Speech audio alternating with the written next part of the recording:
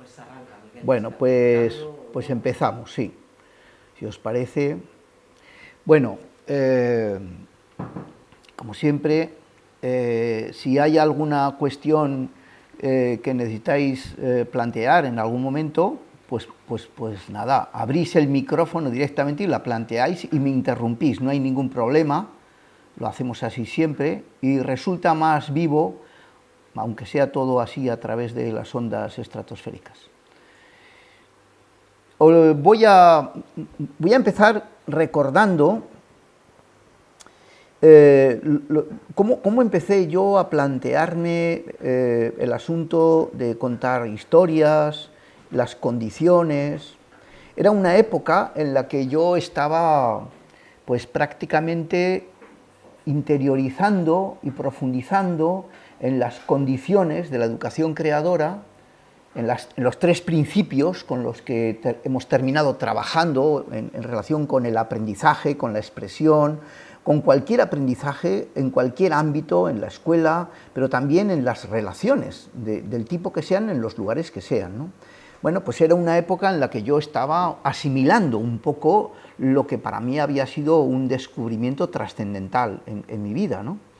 Y entonces aterricé en la universidad, me llamaron a la universidad y allí me encontré como profesor de literatura infantil y allí me encontré con una práctica que ya llevaban haciendo mucho tiempo, que era la de contar cuentos, sobre todo en educación infantil, aunque también en primaria lo hacían.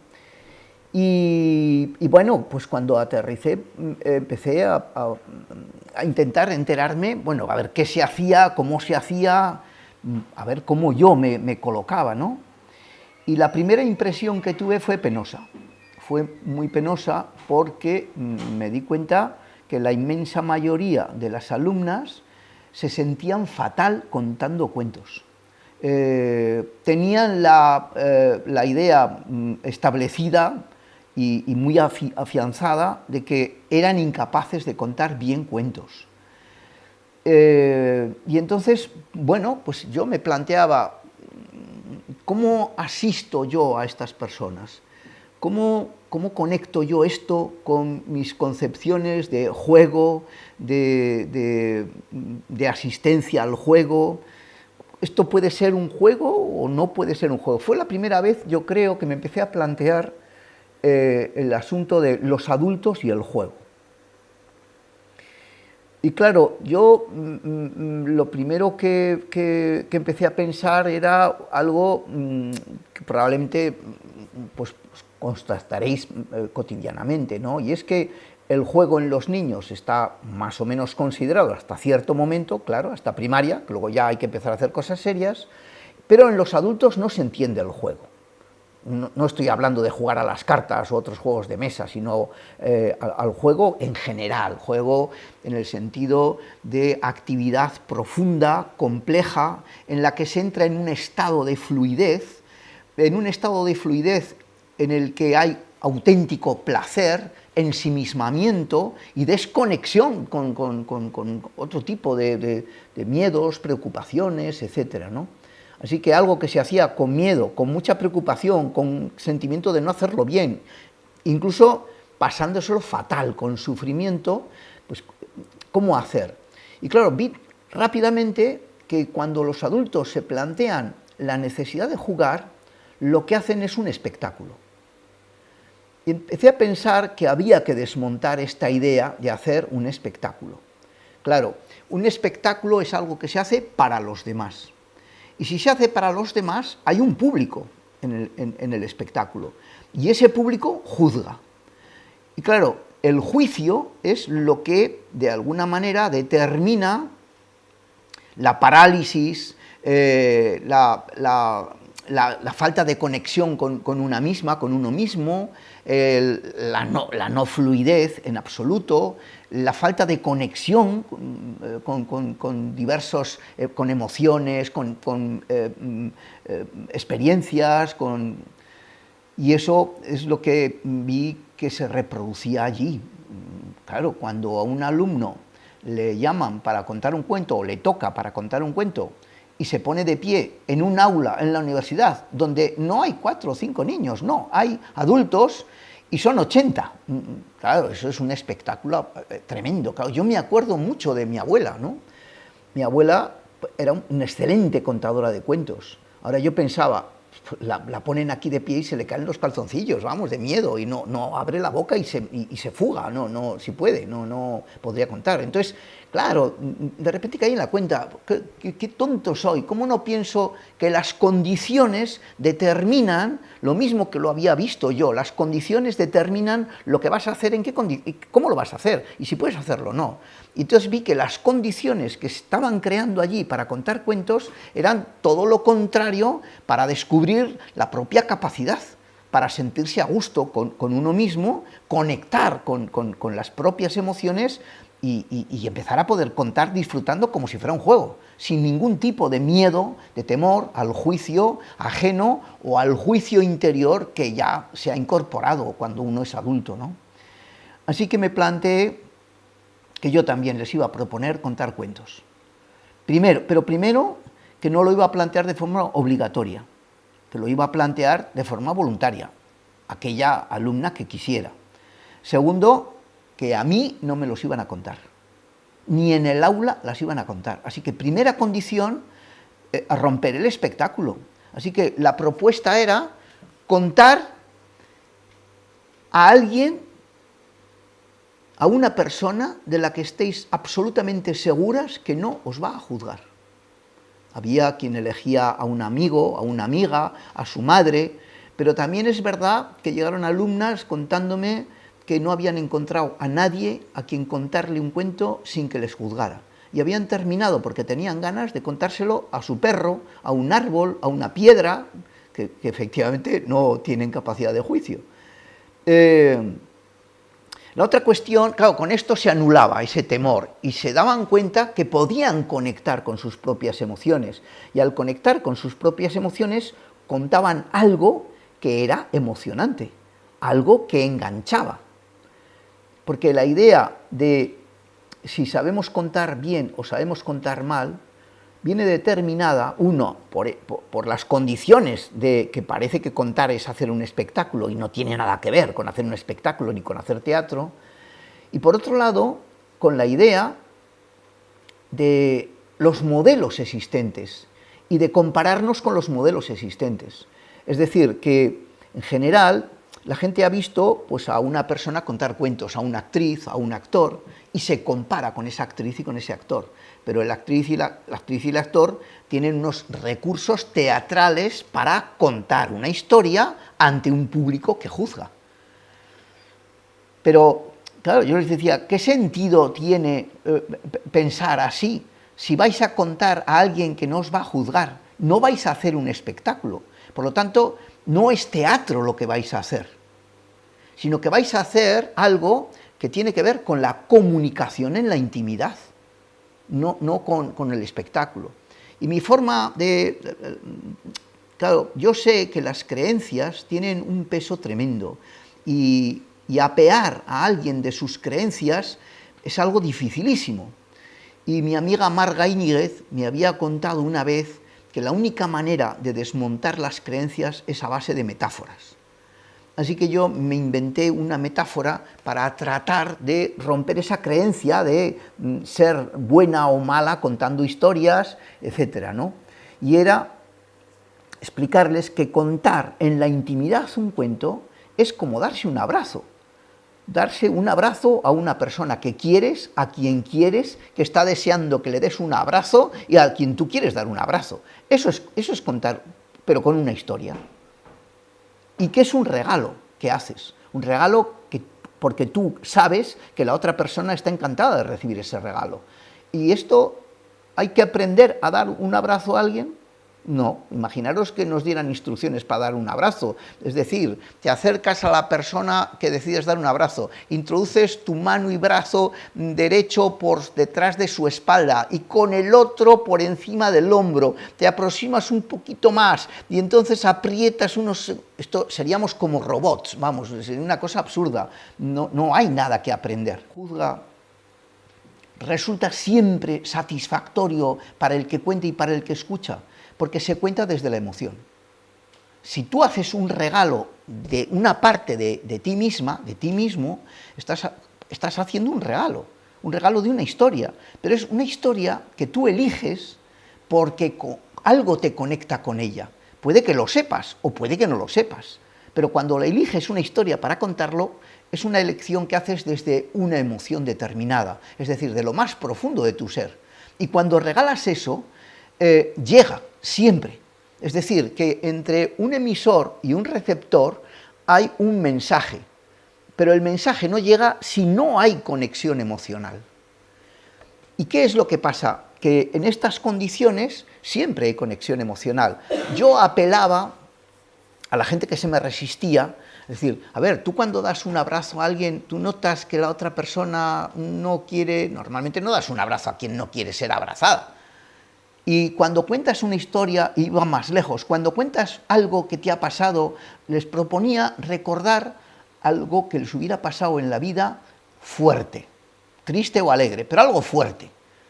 Y cómo, y constatábamos que era así, cuando te pasa algo en la vida, algo fuerte, quieres contárselo a alguien de tu confianza, necesitas comunicarte. Y cuando ha pasado eso, yo les pedía evocar ese momento. ¿Notabas que la persona a quien le estabas contando lo que te había sucedido miraba el reloj, miraba para otro lado, quería marcharse? No veían eso, veían que estaban atentos, atentas a lo que se estaba contando, porque les estaba llegando la emoción que tú sentías. Entonces, contar una historia, por tanto, requiere unas condiciones, que son, 1, ¿quién?, ¿cómo y qué? ¿Quién puede contar? Todo el mundo, sin referencias externas de ningún modelo, porque somos diferentes.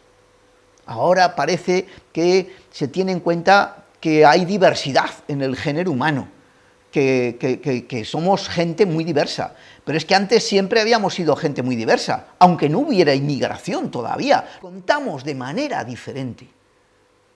Y esa manera de contar, diferente en cada una, en cada uno, es perfecta. No necesita compararse con nada.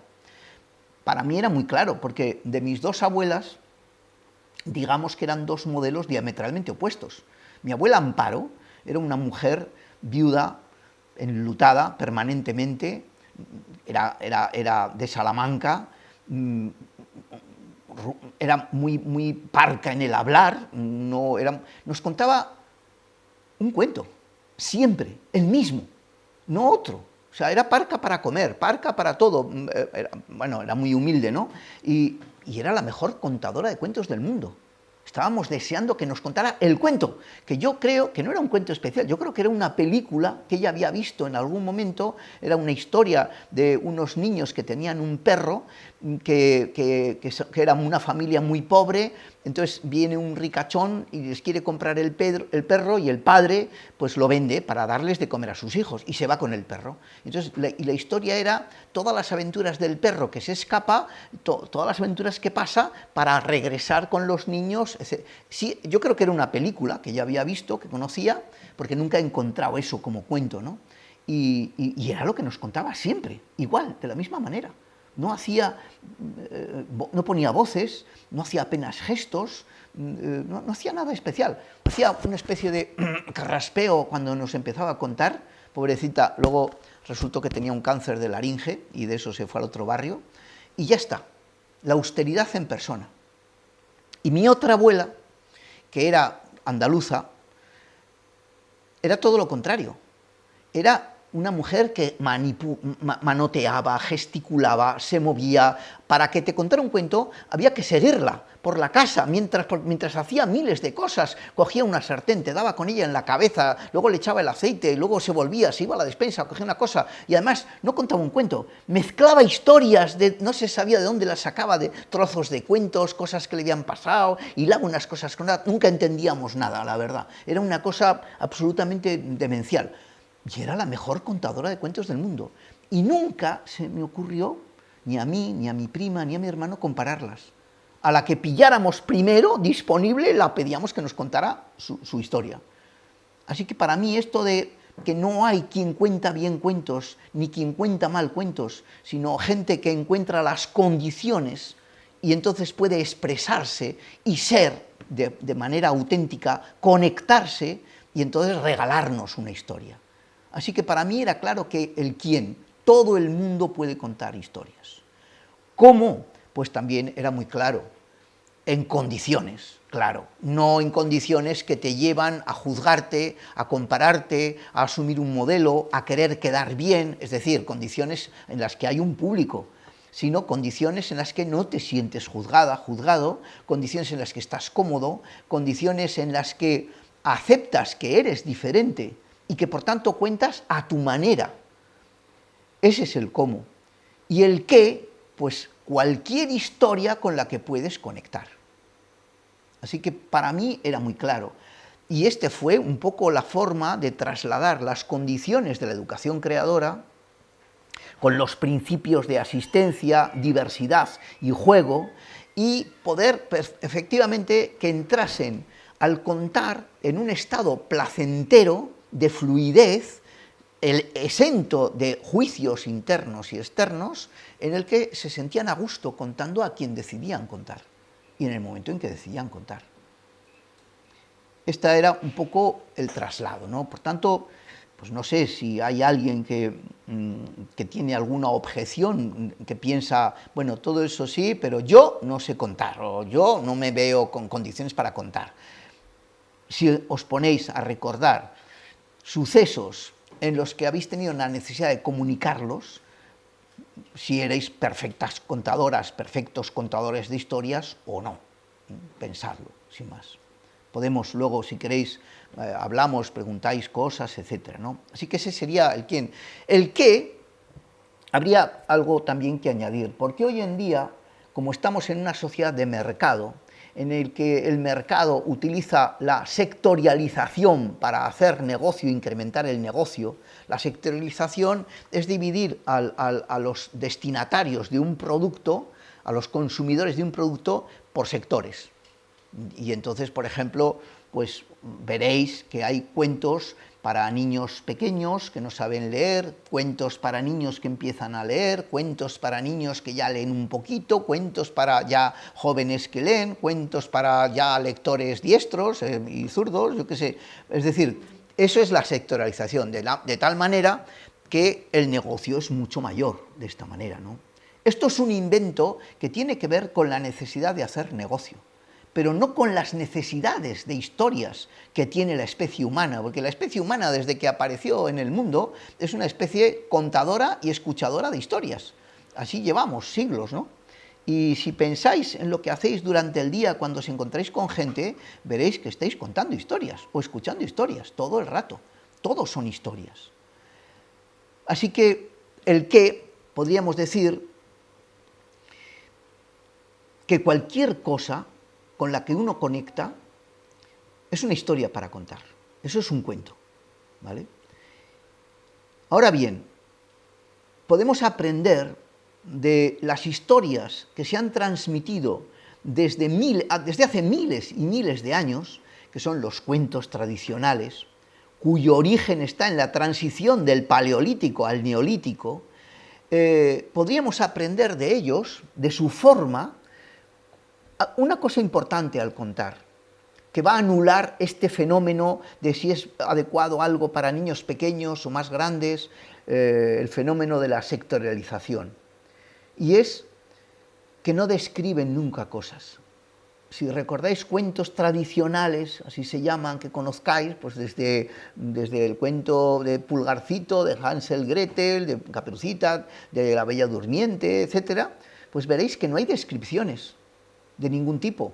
Hay niños que van por un camino o se pierden en un bosque, no sabemos cómo es el bosque, no sabemos cómo es el camino, no sabemos, los personajes no se nos describen, tienen un adjetivo, era tonto, punto, se acabó, era muy bella, ya está, era muy mala o era muy buena, no hay más, un adjetivo y se acabó. De algunos, de la mayoría, no tienen nombre siquiera, se les nombra por una característica, por ejemplo, el gigante tragasables, o Caperucita Roja, o una característica, pero tampoco hay descripciones, es decir, van a los hechos. Y si pensáis en esto, es importante, cuando se va a los hechos y no hay descripciones, damos máxima libertad al que escucha de elaborar sus propias imágenes. Esto hoy en día es cada vez más importante. ¿Por qué?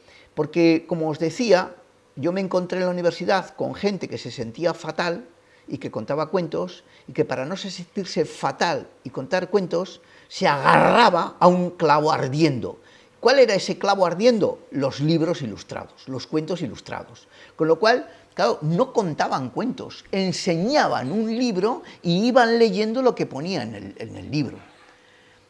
Si cuando alguien cuenta un cuento a otro y es como si se diera un abrazo, y fijaros qué conexión y qué vínculo se genera así, cuando se cuenta un cuento, se lee un cuento con un libro entre medias, no hay abrazo, porque si te abrazas te pinchas con las esquinas del libro, sobre todo si tiene pastas duras.